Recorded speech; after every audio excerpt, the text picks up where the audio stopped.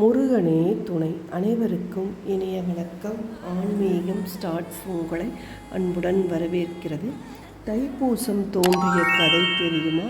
தைப்பூசத்தன்று யாரை வழிபட வேண்டும்? தைப்பூசம் விழா உலகம் முழுவதிலும் உள்ள முழு பக்தர்களால் கோலாகலமாக கொண்டாடப்படும் ஒரு முக்கிய விழாவாகும்.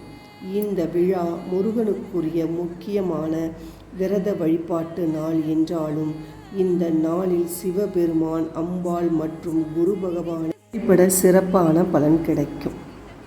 தைப்பூச திருவிழாவை கொண்டாடுவதற்கான ஏற்பாடுகள் முருகப் பெருமானின் அறுபடை வீடுகளில் உள்ள ஸ்தலங்களிலும் சிறப்பாக நடைபெற்று வருகின்றது. குன்றிருக்கும் இடமெல்லாம் குமரன் இருக்கும் இடம் என்பார்கள். அதுபோல முருகன் கோவில்கள் அனைத்திலும் மிக முக்கியமான விழாவாக தைப்பூசம் கொண்டாடப்படும். தைப்பூச விழா 2025 தைப்பூச திருநாள் முருகப்பெருமானுக்குரியது என்பது அனைவருக்கும் தெரியும். ஆனால் இந்த தைப்பூசம் யாருக்குரியது? அன்று எந்த தெய்வத்தை எப்படி வழிபட வேண்டும்? தைப்பூச வழிபாடு தோன்றிய கதை, தைப்பூச நாளுக்குரிய சிறப்பு என்ன என்பது பற்றி உண்மையான விளக்கங்களை தெரிந்து கொண்டு அன்றைய நாளில் விரதம் இருந்து வழிபட்டால் இறை அருளை முழுவதுமாக நாம் பெறலாம். முருகப்பெருமானுக்குரிய முக்கிய வேண்டுதல்களில் ஒன்றுதான் காவடி எடுப்பது. இந்த காவடி எடுக்கும் முறை தோன்றிய ஸ்தலம் பழனி மலை. இந்த பழனி தலத்தில் மிக முக்கியமாக விழாவாக கொண்டாடப்படுவது தைப்பூசம். இந்த தைப்பூசத்திற்கும் பழனி மலை ஸ்தலத்திற்கும் மிக பெரிய தொடர்பு உள்ளது.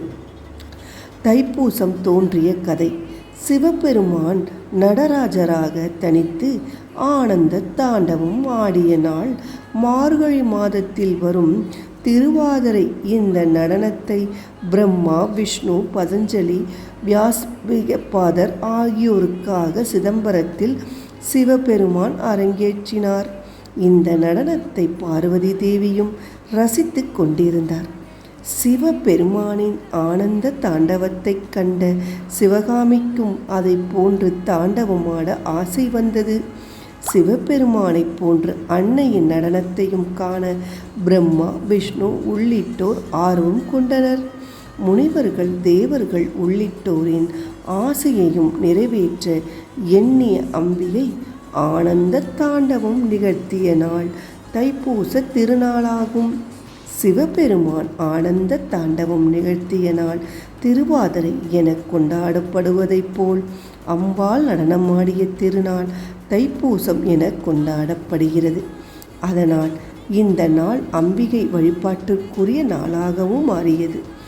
இந்த நாள் முருக பெருமானுக்குரிய திருநாளாக மாறிய ஸ்தலம் பழனி தான். பழனிக்கும் தைப்பூசத்திற்கும் என்ன தொடர்பு? பழனிமலை அடிவாரத்தில் உள்ள பெரிய நாயகி அம்மன் கைலாசநாதருடன் தனி கோவிலில் அருள் பாலிக்கின்றார். இக்கோவிலில் சிவன், அம்பாள் சன்னதிக்கு நடுவில் முருகன் சன்னதி அமைந்து உள்ளது. கோவிலின் பிரதான தெய்வமாக பெரிய நாயகி அம்மனும் சிவனும் இருந்தாலும் பிரதான வாசல் மற்றும் கொடிமரம் ஆகியன முருகன் சன்னதிக்கு எதிரிலேயே அமைந்து உள்ளன. கோவிலுக்குள் வரும்போது முதலில் முருகனை தரிசித்த பிறகே அம்பாள் மற்றும் சிவனை தரிசிக்க வேண்டும். முருகனுக்குரிய நாளாக மாறியது. காலப்போக்கில் இக்கோவிலின் பிரதான தெய்வமாக முருகனையே மாறினார். தைப்பூச விழாவிற்கான கொடி முருகன் சன்னதிக்கு எதிரில் உள்ள கொடி மரத்திலேயே ஏற்படுகிறது. இதனால் தைப்பூச விழாவும் முருகப் பெருமானுக்கு உரிய விழாவாக மாறிப்போனது. தற்போதும் தைப்பூச விழா பெரிய நாயகி அம்மன் கோவிலேயே நடத்தப்படுகிறது. தைப்பூச விழாவின் 7ஆம் நாளில் நடக்கும் தேரோட்டமும் இக்கோவிலில் இருந்தே புறப்பட்டு வீதி உலா வரும். சக்திவேல் வாங்கிய நாள். இதைப்போல் பழனிமலை கோவிலில் அமைந்துள்ள தண்டாயுதபாணி சுவாமியும் அபிஷேக பிரியரான சிவனின் அம்சமாகவே திகழ்கின்றார். இங்கு முருகனுக்கு தினமும் 6 முறை அபிஷேகம் மற்றும் அலங்காரம், ராஜ அலங்கார கோலத்தின் ஆண்டி கோலம் மட்டுமின்றி இன்னும் சில சிறப்பான கோலங்களிலும் அவர் காட்சி தருகிறார். இதில் அதிகாலையில் நடைபெறும் அலங்காரத்தின் போது முருகப்பெருமான் காவி உடையில் சிவ பூஜை செய்வதாக காட்சி தருவார். அதைப்போல் ஜடாமுனியுடன் சிவனை போன்ற காலத்திலும் காட்சி தருவார். அதோடு அசுரர்களை வதம் செய்வதற்காக பழனிமலை முருகனின் பராசக்தி சக்தி வேலை அளித்த நாள் இந்த தைப்பூச நாளாகும். சிவனின் அம்சமாகவும் சக்தியின் அம்சமாகவும் முருகப்பெருமானே விளங்குவதால் தைப்பூசம் முருகனுக்குரிய வழிபாட்டு நாளாக மாறியது என்கின்றன புராணங்கள்.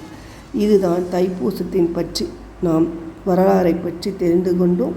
அடுத்த நல்ல பதிவில் பார்க்கலாம். நன்றி, வணக்கம். முருகனே துணை.